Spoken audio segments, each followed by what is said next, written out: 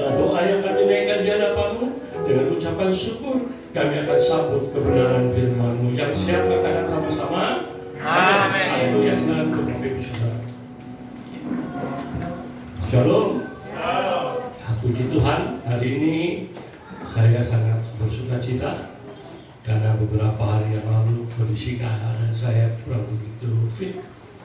Saya hampir 3 hari nggak bisa tidur, termasuk tadi malam pun masih belum bisa tidur. Tapi tetap sedar, herannya gitu. Karena Tuhan itu, pelayan Tuhan itu, hamba Tuhan itu dalam kondisi apapun kelihatannya baik-baik semuanya. Walaupun kondisi saya kurang sehat, tapi puji Tuhan. Bapak Ibu Saudara yang terkasih dalam Tuhan Yesus Kristus, mari kita sama-sama buka Alkitab kita di dalam 1 Korintus 3. 1 Korintus 3 ayat 5 sampai dengan ayat 9. 1 Korintus 3 ayat 5 sampai dengan 9. Sudah ketemu semua belum? Kita akan baca bersama-sama ya. 1 Korintus 3 ayat 5 sampai dengan ayat 9. Demikian bunyi firman Tuhan. 1, 2, 3. Jadi apakah Paulus pelayan Tuhan yang padanya kamu menjadi percaya, masing-masing menurut jalan yang diberikan Tuhan kepadanya. Aku menanam, Paulus menyiram, tetapi Allah yang memberi pertumbuhan. Dan itu yang penting, bukanlah yang menanam atau yang menyiram, melainkan Allah yang memberi pertumbuhan. Baik yang menanam maupun yang menyiram adalah sama. Masing-masing akan menerima upahnya sesuai dengan pekerjaannya sendiri. Karena kami adalah kawan sekerja Allah. Kamu adalah ladang Allah, bangunan Allah. Haleluya, puji Tuhan. Berbahagialah Bapak Ibu Saudara dan kita semua yang hadir pada saat hari ini, yang sudah membaca firman Tuhan, yang mendengarnya dan yang merenungkan firman itu siang dan malam, terutama yang melakukannya di dalam kehidupannya masing-masing. Bapak Ibu Saudara yang terkasih, tema firman Tuhan hari ini saya ambil dulu. Judulnya adalah pertumbuhan rohani. Temanya adalah pertumbuhan rohani. Tapi sebelumnya saya mau jelaskan kepada saudara, Bapak Ibu yang ada di tempat ini, sesudah kita dibaptis oleh Roh Kudus, maka kita harus mengalami kehidupan yang nyata. Setelah kita dibaptis oleh Roh Kudus, maka kita harus mengalami kehidupan yang nyata. Harus mempunyai buah Roh Kudus, yaitu 1 buah dengan 9 sifat atau karakter. Pribadi orang percaya yang hidup oleh Roh Kudus dan dipimpin Roh, maka Roh Kudus menghasilkan buah dalam diri kita dengan sifat atau karakter yang menyeluruh. 9 sifat karakter Roh Kudus dikelompokkan menjadi 3 bagian. Kalau saudara baca di dalam Galatia 5 ayat 22 sampai 23 itu menjelaskan tentang buah daripada Roh itu apa. Ada 9 karakter dan dibagi 3 bagian. Bagian yang pertama itu adalah karakter berhubungan dengan Allah, yaitu di dalam firman Tuhan dikatakan di dalam Galatia 22 tadi sampai 23, Galatia 5 ayat 22 sampai 23 dikatakan adalah pertama adalah kasih, sukacita, damai, sejahtera, dan itu adalah karakter yang berhubungan dengan Allah. Yang kedua adalah kelompok yang kedua, bagian yang kedua adalah berhubungan dengan sesama kita. Sesama dengan kita itu adalah di dalam ayat 4 dikatakan kesabaran. Bagian 4-nya dikatakan kesabaran, terus kemudian kemurahan dan kebaikan. Itu adalah kelompok yang kedua. Dan kelompok yang ketiga berhubungan dengan pribadi kita sendiri, dengan diri kita sendiri, yaitu kesetiaan, kelemah lembutan, dan penguasaan diri. Bapak Ibu yang terkasih di dalam Tuhan Yesus Kristus, saya percaya Bapak Ibu Saudara, maaf, Mungkin belum lengkap semua dari 9 bagian ataupun 9 buah yang sudah yang jelaskan tadi adalah karakter sifat dari buah Roh Kudus itu.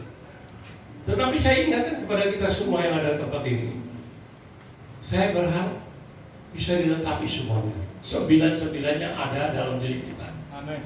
Bapak Ibu yang terkasih, saya mau tanya, siapa yang sudah lengkap semuanya 9-nya karakter itu ada dalam diri kita?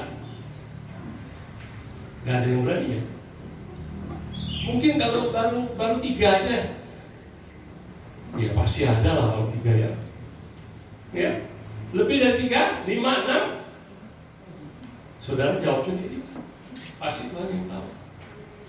Tapi saya mau ingatkan kepada kita semua yang ada tempat ini. Saya juga belajar. Sebagai hamba Tuhan, saya juga belajar supaya karakter itu seluruhnya ada dalam diri saya. Kenapa? Karena kita tahu keadaan sekarang ini adalah keadaan yang jahat.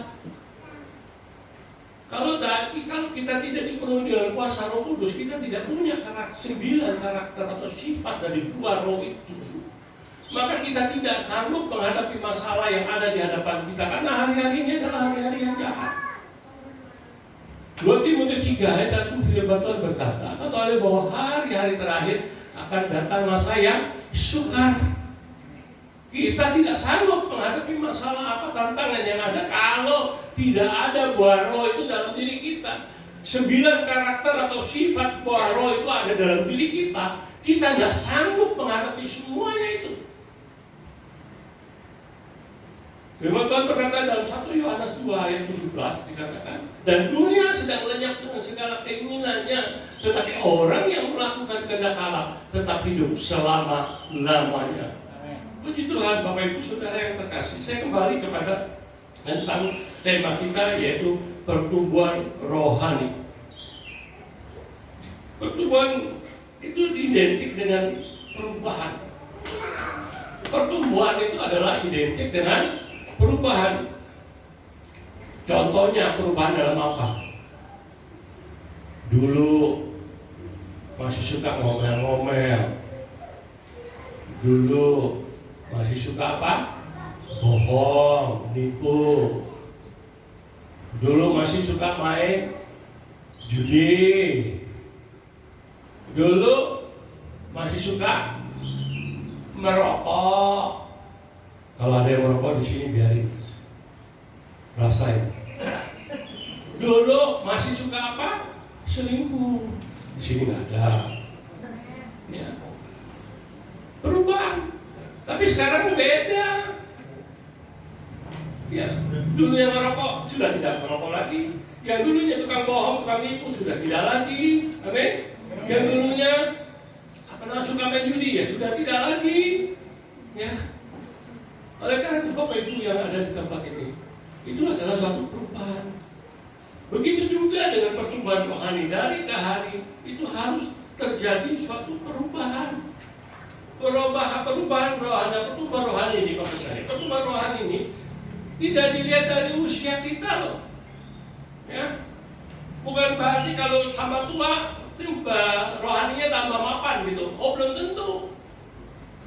Pertumbuhan rohani itu tidak dilihat dari usia kita.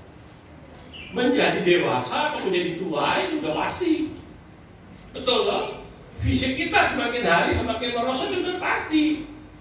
Tetapi pertumbuhan rohani itu, dewasa rohani itu adalah keputusan kita semua. Tergantung diri kita sendiri, bagaimana kita mau bertumbuh atau tidak, gitu loh.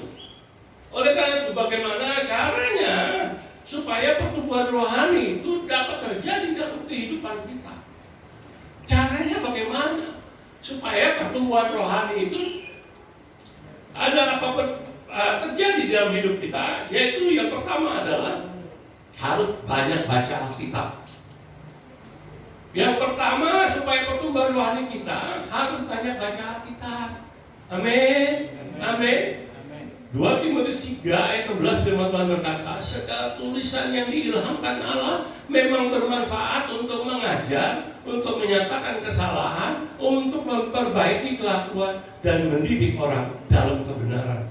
Jadi kalau kita banyak baca firman Tuhan, kita mengerti apa yang dikatakan firman Tuhan tadi. Oleh karena itu, banyaklah membaca firman Tuhan. Katakan amin. Amin. Kenapa? Kalau kita banyak baca firman Tuhan, maka otomatis pertumbuhan rohani kita itu akan terus bertumbuh. Kita akan menjadi dewasa rohani. Iman kita akan timbul. Bagaimana iman kita bisa timbul kalau kita jarang baca firman Tuhan, jarang dengar firman Tuhan? Makanya dalam Roma 10:17 firman Tuhan berkata apa? Iman timbul dari pendengaran oleh firman Kristus.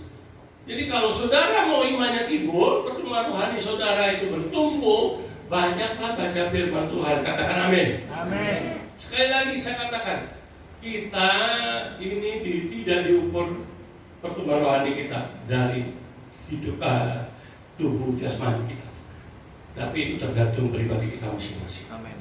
Oleh karena itu kita tidak dilahirkan dengan kebiasaan, tapi karena itu kita harus mengenal Tuhan dengan benar.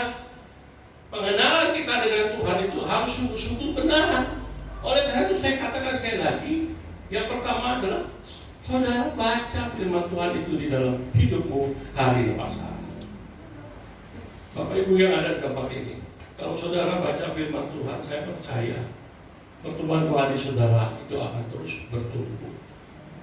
Saudara tidak gampang diombang-ambingkan dengan keadaan yang ada saat ini.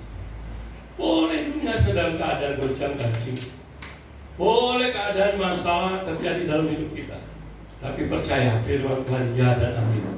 Kalau dia sudah berjanji, dia pasti akan mendapatinya. Amin. Oleh karena itu mari baca firman Tuhan. Saya nggak bosan-bosan berkata kepada saudara yang ada tempat ini. Baca firman Tuhan itu ada 4 langkah yang harus kita lakukan. Yang pertama dalam hati kita baca. Biasanya kalau orang baca firman Tuhan itu kan dalam hati. Toh? Dalam hati kan? Benar ya? Suaranya nggak keluar gitu loh. Begitu kan? Baca firman Tuhan dalam hati. Langkah yang kedua apa? Pakai suara. Pakai suara. Ya. Karena begitu besar kasih Allah kan dunia ini, sehingga Ia telah mengaruniakan anaknya yang tunggal, supaya setiap orang yang percaya kepadanya tidak akan binasa, melainkan peroleh hidup yang kekal. Pakai suara. Yang 3 langkah yang ketiga adalah dengan cepat. Bacanya dengan cepat. Ingat toh kalau zaman dulu kita masih sekolah, kalau kita mau ujian, kita mau ulangan, kita baca firman Tuhan dengan cepat. Baca pelajaran itu dengan cepat. Ulangan yang akan kita hadapi itu kita baca, misalkan sejarah, kita baca sejarah cepat itu supaya apa-apa di kepala kita. Begitu juga dengan firman Tuhan, kalau kita bacanya cepat-cepat, ya itu pasti akan hafal. Percaya deh sama saya. Mungkin dulu saya sudah pernah cerita di sini ya mengenai baca firman-Nya dengan cepat itu pasti saudara bisa cepat hafal. Mau praktekkan? Coba aja di rumah, praktekin. Bacanya dengan cepat. Baca dengan cepat. Tuhan adalah gembalaku, takkan kekuranganku, yang membaringkan aku di padang rumput yang hijau, yang membimbing aku ke air yang tenang, yang menyegarkan jiwaku, yang menuntun aku ke jalan yang benar. Oleh karena mengapanya sekalipun aku berjalan dalam lembah kekelaman, aku tidak takut bahaya, sebab Kau besertaku. Gadamu dan tongkatmu itulah yang menghibur aku. Kau menyediakan hidangan bagiku di hadapan lawanku. Kau mengurapi kepalaku dengan minyak pialaku penuh melimpah. Kebajikan dan kemurahan belaka akan mengikuti aku seumur hidupku, dan aku akan diam dalam rumah Tuhan sepanjang masa. Mazmur 23 ayat 1-6. Oleh karena itu Bapak Ibu Saudara, baca firman Tuhan. Yang pertama dengan apa? Dalam hati. Kedua, keluar suara. Yang ketiga, dengan cepat. Saya yakin dan percaya Bapak Ibu Saudara akan hafal ayat-ayat ini. Percaya sama saya. Dan yang keempat itu dengan gerakan, ekspresi. Mungkin saudara nggak pernah diajarin seperti itu, tapi saya ingatkan kepada saudara, dengan ekspresi itu membuat saudara itu cepat hafal. Percaya deh. Tapi tolong, kalau ekspresikan atau baca firman Tuhan dengan ekspresi itu jangan di jalan. Nanti biar orang gila loh. Kalau kita tuh di depan kaca atau lagi mandi, kita ekspresi, Saya selalu praktekkan. Kalau saya mau khotbah gitu juga, saya praktekin diri saya di depan kaca. Makanya kadang-kadang istri saya suka dengar saya dari bawah. Suara saya kedengaran kayak orang yang teriak-teriak gitu. Dia sampai naik, kenapa Pak? Padahal saya lagi ekspresikan, lagi baca dengan cepat. Ya. Contohnya, kiranya Engkau memberkati aku berlimpah-limpah dan memperluas daerahku, dan kiranya tanganmu menyertai aku dan melindungi aku daripada mara bahaya, sehingga kesakitan tidak menimpa aku. Praktekin, langsung nyerap di dalam diri kita. Percaya, perkatakan firman Tuhan, amin. Perkatakan firman Tuhan itu, maka saya percaya masalahmu selesai. Amin. Amin. Amin. Amin. Itu yang pertama. Bagaimana caranya supaya pertumbuhan rohani dapat terjadi dalam hidup kita? Yang kedua, harus rajin beribadah. Pertumbuhan rohani kita itu mau bertumbuh, kita harus rajin beribadah. Saya senang dengan Bapak Ibu Saudara yang ada tempat ini, saudara-saudara yang sudah saya kasih dalam Tuhan Yesus Kristus. Saya senang kalau melihat saudara beribadah. Oleh karena itu, mari rajinlah beribadah kepada Tuhan. Mengapa kita harus beribadah kepada Tuhan? Saya mau tanya kenapa? Kenapa kita harus beribadah kepada Tuhan? Kenapa? Karena kita datang beribadah kepada Tuhan itu mau mengucap syukur kepada Tuhan atas segala kebaikan Tuhan dalam hidup kita, dalam rumah tangga kita, dalam pekerjaan kita, dalam usaha kita, dalam studi kita bagi anak-anak yang masih studi. Kita bersyukur sama Tuhan. Ban-ban kamsia Tuhan atas segala kebaikan-Mu. Itulah namanya kita datang beribadah kepada Tuhan. Kedua, kita mau apa? Kita mau memuji dan memuliakan Tuhan. Saudara kan tadi memuji Tuhan dengan sungguh-sungguh sukacita kan? Memuliakan Tuhan karena kebaikannya yang luar biasa itu. Itulah kenapa kita harus beribadah kepada Tuhan. Terus kemudian kita mau mendengar suara Tuhan. Tuhan berbicara kepada kita melalui hamba-Nya, melalui saya kepada saudara yang ada tempat ini. Tuhan kalau mau berbicara pada saudara kan nggak mungkin, kemungkinan bisa iya, tetapi kan jarang sekali terjadi. Jadi melalui siapa? Melalui hamba-Nya. Berbicaralah kepada semua jemaat. Apa yang menjadi kebutuhan jemaat yang ada di tempat ini? Kalian akan mengerti. Oleh karena itu, mari kita butuh Tuhan dalam hidup ini. Keadaan sekarang kan bukan tambah baik, benar nggak? Keadaan sekarang ini tambah sulit. Kita butuh Tuhan. Siapa yang mampu menghadapi masalah yang ada sekarang ini? Sudah hampir 1 tahun kita hadapi. Tidak ada yang mampu. Walaupun kita harus mengalami segala sesuatu yang terjadi, tapi saya percaya Bapak Ibu Saudara yang ada tempat ini tetap dipelihara oleh Tuhan. Amin. Amin. Mungkin saudara butuh karena apa? Kondisi keadaan ekonomi kacau balau, semuanya hancur. Tetapi saya kasih tahu saudara, jangan takut. Amin. Amin. Tuhan selalu akan beserta dengan kita. Amin. Karena Dia Allah Immanuel. Dia tidak akan pernah meninggalkan kita. Sedetik pun Dia tidak akan meninggalkan kita. Yang penting kita sungguh-sungguh mengakui bahwa kita itu butuh Tuhan. Makanya kita datang ibadah. Kalau yang tidak bisa datang ke gereja, mungkin di rumah dengan sesi online, dengan firman Tuhan, dengan khotbah dari hamba Tuhan. Oleh karena itu, Yohanes 15 ayat 5 bagian B, firman Tuhan berkata, sebab di luar aku, kamu tidak dapat berbuat apa-apa. Kalau ayat 5 secara totalnya dikatakan, akulah pokok anggur dan kamulah ranting-rantingnya. Barang siapa tinggal dalam aku dan aku dalam dia, ia berbuah banyak. Sebab di luar aku, kamu tidak dapat berbuat apa-apa. Amin. Kita butuh Tuhan. Amin. Amin. Amin. Amin. Tapi banyak orang Kristen kalau ditanya, kok nggak ke gereja sih? Minggu lalu kenapa nggak ke gereja? Kalau ditanya bilang apa alasannya? Sibuk. Ada tamu di rumah. Ya. Terus apa lagi? Hujan. Itu yang terjadi. Tapi ada lagi yang mau ditanya, kenapa gak ke gereja? Emang hari ini aja kan? Hari esok, minggu depan kan masih ada gereja. Ada gak yang ngomong gitu? Ada. Orang saya pernah dengar kok, ditanya, kan masih ada, minggu depan kan masih ada. Pertanyaannya sekarang,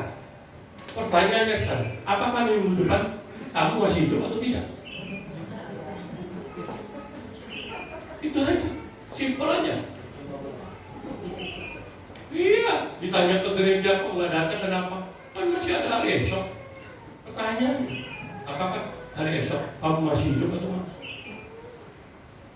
Ingat Bapak Ibu yang ada tempat ini, saya katakan pada kita supaya mari kita harus sungguh-sungguh datang kepada Tuhan, karena kita tahu bahwa keadaan kita ini adalah rentah, keadaan dunia ini semakin jahat, kita tidak mampu. Lalu kita butuh Tuhan dalam hidup ini. Ingat, keselamatan itu yang Tuhan berikan buat kita itu bukan barang murahan. Keselamatan yang Tuhan berikan buat kita itu gratis. Amin. Tinggal cuma ngomong apa aja, percaya, terima Dia menjadi Tuhan dan Mesias dalam diri kita, menjadi Tuhan dan Juru Selamat kita secara pribadi. Kemudian kita dibaptis, otomatis kita sudah memperoleh keselamatan itu. Itu berarti cuma begitu doang. Tetapi tolong jangan disia-siakan keselamatan yang Tuhan anugerahkan buat kita. Kita harus sungguh-sungguh menghargai keselamatan itu. Jangan main-main. Tuhan tidak mau dipermainkan. Ingat Bapak Ibu Saudara. Ya. Nahum 1 ayat 3 firman Tuhan berkata, Tuhan itu panjang sabar dan besar kuasa, tetapi Ia sekali-kali tidak akan membebaskan orang dari hukuman yang bersalah. Orang yang bersalah itu akan dihukum. Jangan main-main. Tapi saya percaya di sini semuanya baik-baik. Amin. Amin. Amin. Amin. Haleluya, puji Tuhan. Yang ketiga dan yang terakhir, Bapak Ibu yang terkasih, bagaimana supaya pertumbuhan rohani kita semakin hari bisa bertumbuh? Yang ketiga, harus masuk kelompok sel. Saya nggak tahu di sini itu namanya apa. Komsel atau apa? Komsel. Ya. Bapak Ibu yang ada di tempat ini, mungkin bapak-bapaknya harus masuk komsel. Itu yang pria. Wanitanya ada bagiannya lagi. Ya. Jadi supaya bertumbuh itu harus masuk kelompok sel. Bapak Ibu yang terkasih di tempat ini masuk kelompok sel supaya apa? Kita bisa digembalakan. Maksudnya apa, Pak Hendro, digembalakan? Karena di dalam kelompok sel itu nanti ada pemimpinnya gitu. Pemimpin inilah yang akan menuntun kita supaya biasanya ya saya pernah tahu ya, maaf ya. Kalau gereja saya yang lama, di tempat yang lama, itu yang namanya kalau di saya tempat saya itu namanya PMK namanya. Ada gereja yang lagi namanya KUL. Yang saya tahu gerejanya GBI yang di Pamulang itu KUL. Ya.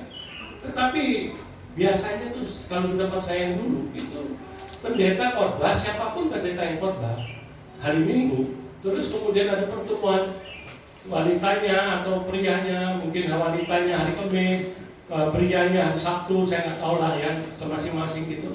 Itu biasa dibahas lagi firman-nya tadi disampaikan, tapi ada yang memimpinnya supaya kita mengerti lebih dalam lagi tentang khotbah yang sudah kita dengar. Itu digembalakan. Supaya kemudian apa? Supaya kita dimuridkan juga gitu. Kita ini kan sebagai orang percaya yang sudah percaya menerima Yesus Kristus menjadi Tuhan dan Juru Selamat, kita bukan hanya pengikut, tetapi kita harus menjadi muridnya Yesus. Itu yang lebih lagi. Kita dimuridkan, terus kemudian apalagi dipersatukan. Dengan adanya kelompok sel itu, maka antara kita, saudara bersaudara dalam Tuhan, di GGPL apa namanya sih? Lupa saya. Kabar baik, no, sorry. Saya ingatkan yang kemurnian itu. Apa kemurnian? Yang lain saya nggak tahu. Cuma di sini hamba dua, tapi tadi barusan terlupa sedikit. Maaf ya Pak Gembala. Maaf semua jemaat yang ada. Ya, itu supaya apa? Dipersatukan, kita dipersatukan. Oleh karena itu Bapak Ibu yang ada di seperti itu, kita menjadi orang Kristen itu identik seperti saya ilustrasikan aja ya, seperti apa ya? Seperti termostat. Tahu termostat ya? Tahu termostat? Kalau di AC itu kan ada termostat, ada remote control yang mengatur AC itu namanya termostat. Di situ dalamnya itu ada. Diatur dikendalikan, termostat itu dikendalikan melalui remote control itu. Ya. Di AC itu mau dingin atau tidak, atau bagaimana caranya itu di setel dari remote control itu. Itu namanya termostat, itu ada di dalamnya, itu ada yang nanti akan terjadi. Kalau dia kedinginan, dia akan seperti apa, kepanasan seperti apa. Itu sudah otomatis terjadi. Begitu pula kita sebagai orang Kristen itu harus seperti termostat. Jadi dimanapun kita berada, kita harus menjadi saksinya Tuhan. Percaya? Amin. Kita harus menjadi saksinya Tuhan, sehingga orang yang bergaul dengan kita, orang-orang yang di luar kita, bahkan orang-orang yang tidak seiman kita, melihat kita gitu. Ini orang Kristen sungguh luar biasa gitu. Oh, si bapak ini luar biasa, oh ibu ini luar biasa gitu. Baik banget gitu. Jangan kita menjadi orang Kristen menjadi batu sandungan bagi orang lain. Sehingga apa? Banyak orang yang tidak benar-benar mau terima Yesus Kristus menjadi Tuhan dan Juru Selamat pribadi kita dan benci kepada orang Kristen. Karena apa? Karena kita jadi batu sandungan. Oleh karena itu mari kita mau menjadi saksinya Tuhan melalui kehidupan kita, sehingga nama Tuhan dipuji dan dimuliakan. Dari Tuhan Yesus Kristus itu adalah supaya kita itu bertumbuh dewasa. Oleh karena itu saya ingatkan kepada kita, pelayanan itu bukan suatu hal yang dipaksakan, dalam arti karena apa? Mungkin dalam keadaan lagi nganggur jadi melayani Tuhan gitu. Ada orang-orang yang model begitu. Tapi pelayanan itu adalah suatu cara yang harus kita lakukan sebagai jembatan untuk memberitakan Injil. Firman Tuhan berkata di dalam Matius 28 ayat 18 sampai 20. Yesus mendekati mereka dan berkata, "Pergilah, jadikan semua bangsa muridku dan baptislah mereka dalam nama Bapa dan Allah dan Roh Kudus." Dalam nama Bapa, Anak dan Roh Kudus. Dan ajarlah mereka untuk melakukan segala sesuatu yang telah perintahkan kepadamu. Dan ketahuilah, aku menyertai kamu sampai kepada akhir zaman. Oleh karena itu, Bapak Ibu Saudara yang ada terhormat, kerinduan Tuhan Yesus kepada kita semua yang ada saat ini, supaya apa? Kita sanggup menghadapi tantangan persoalan yang ada. Karena apa? Gak lama lagi Tuhan Yesus akan datang untuk kedua kali menjemput kita masing-masing. Apakah saudara sudah siap dijemput? Kalau saya siap dijemput, kapan saya dijemput oleh Tuhan? Saya siap. Oleh karena itu, sebelum Tuhan menjemput kita, mari kita mau hidup kita itu sungguh-sungguh menyenangkan hati. Mari pertumbuhan rohani kita itu terus bertumbuh hari lepas hari. Kita mau senantiasa banyak-banyak firman Tuhan. Kita mau rajin beribadah, dan kita mau masuk kelompok sel dalam persekutuan dengan sesama jemaat, sesama saudara seiman kita. Saya percaya Tuhan memberkati Bapak Ibu Saudara. Amin. Amin. Mari kita bangkit berdiri. Kita dengan ujian mataku tertutup.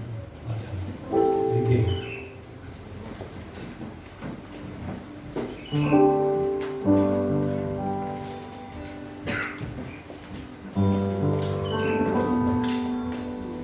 akan ujian nih. Yang berkata-kata.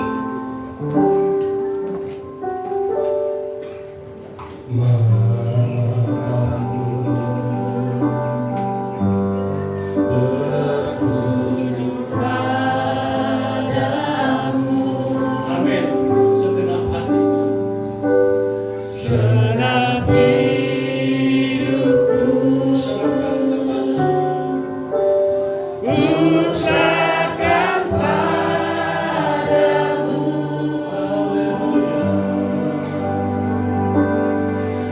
bimbing aku masuk rencanamu,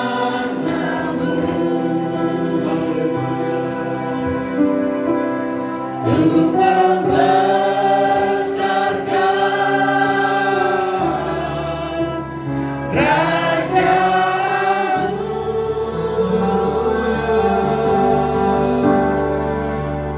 Ku mau mengikuti kehendak-Mu ya Bapa. Ku mau selalu menyenangkan hati-Mu. Jemaat dengan pujian dengan sungguh-sungguh dari awal katakan mataku. Jemaat saja. Mataku Kau mendengar apa yang mereka ucapkan di hadapan-Mu. padamu, Mata mereka tertuju kepadamu, Allah kami yang baik, Allah kami yang penuh kuasa. ku serahkan padamu,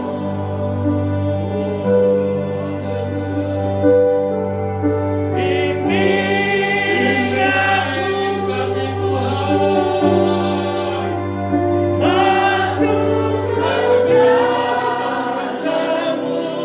kerajaanmu Tuhan, dengan maksud untuk membesarkan kerajaanmu. Haleluya. Terima kasih Yesus. ku mau mengikuti Kami mau memilih kehendak-Mu ya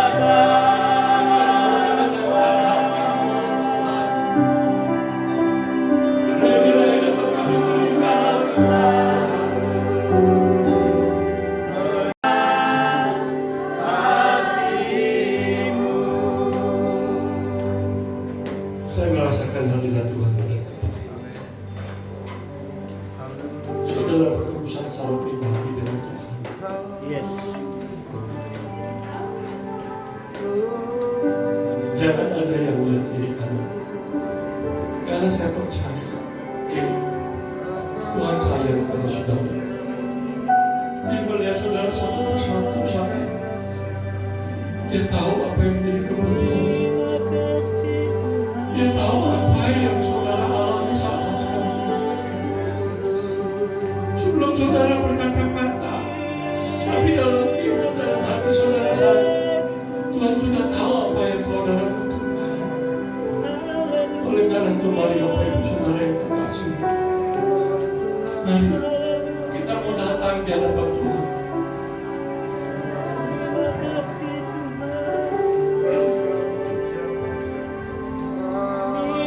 Jangan ada yang berdiam diri. Kita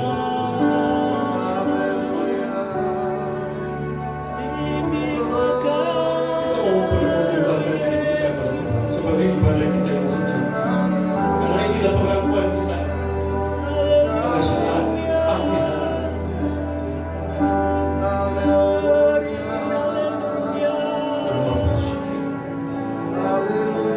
Tuhan, ku persembahkan tubuh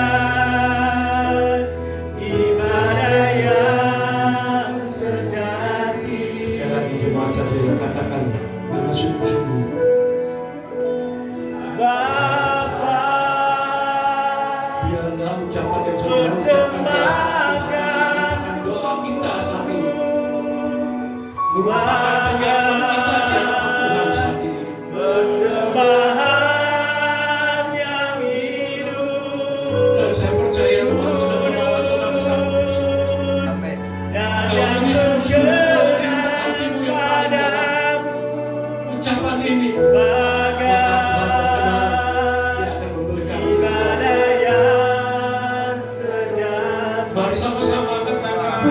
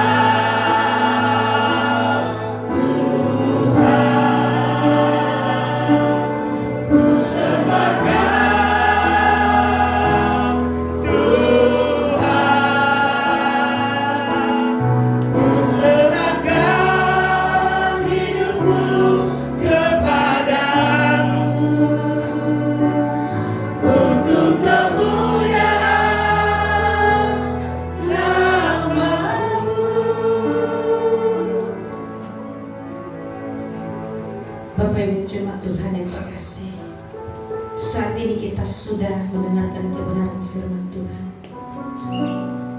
Jikalau kita mau iman kita bertumbuh di dalam Tuhan, kita harus banyak membaca Alkitab, mendekatkan diri kepada Tuhan, mau dengar-dengaran kepada Tuhan. Mari jemaat Tuhan, jangan mengeraskan hati. Mari kita mau bawa hidup kita di hadapan Tuhan. Kita mau bawa seluruh totalitas kehidupan kita, baik kehidupan kita secara pribadi, keluarga kita, bahkan pekerjaan kita bawa di hadapan Tuhan, sehingga semuanya mengalami pertumbuhan. Kita mau serahkan semuanya di dalam tangan Tuhan, karena kita tahu Tuhan yang kita sembah, Tuhan yang kita percayai adalah Tuhan yang senantiasa menepati janji-Nya. Amin. Terima kasih Bapak, terima kasih. Terima kasih, kami sungguh bersyukur buat firman Tuhan yang sudah kami dengar pada pagi hari ini.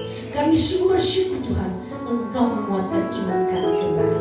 Terima kasih Bapak, terima kasih. Engkau berkati hamba-Mu yang sudah menyampaikan kebenaran firman bagi kami pada pagi hari ini. Engkau berkati dalam seluruh aspek kehidupan. Apapun yang dikerjakan, biarlah Tuhan yang memberkati. Engkau memberkati kehidupan keluarga, Engkau memberkati kehidupan pekerjaan, pelayanan Tuhan berkati, sehingga hari lepas hari hamba-Mu ini semakin indah di dalam melayani Tuhan. Terima kasih Bapak, terima kasih. Kami jemaat Tuhan juga di tempat ini yang sudah mendengarkan firman Tuhan dan percaya kami semakin manis di hadapan. Terima kasih Bapak, terima kasih. Dan saat ini juga Tuhan, kami mau berikan persembahan yang terbaik buat Tuhan. Berkati kami, biarlah persembahan kami ini menjadi persembahan yang indah di hadapan-Mu. Terima kasih, di dalam nama Tuhan Yesus kami berdoa dan siap memberi yang terbaik untuk Tuhan. Haleluya, amin. Jangan Tuhan sampai kembali.